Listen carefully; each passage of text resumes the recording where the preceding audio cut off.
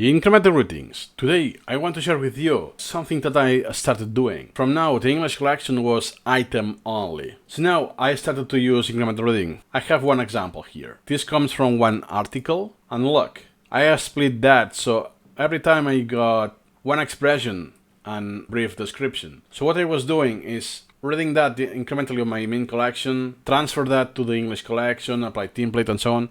It was kind of consuming. Usually I do this for usual incremental reading when I came across something new. But here is consistently always the same. So why not doing that right away on my English collection?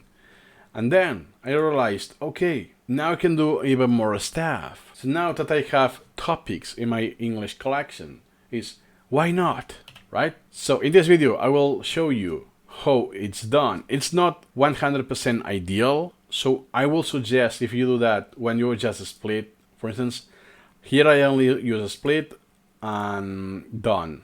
That's it. I haven't made any single extract. So you select the parent, right click on it, export and transfer elements. You can also use Shift-Control-T.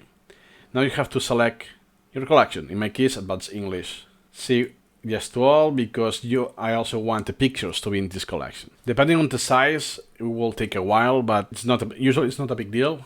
Okay, now it's finished. So look what happens here. No concept group and no template. This is why it's far from ideal to transfer, because you lose the templates and you lose the concepts. That's why I suggest doing that before you do something else than just split and done on the parents. So the template may look the same. Look, that's my actual topic template. So there's a short fix for that.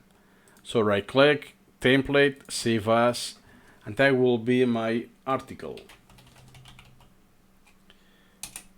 Since it's already existing, I will overwrite it. And now I open them all, filter just topics, apply template and article. So from now on, what I could do is interleaving the English items with some incremental reading, but incremental reading just about the English language.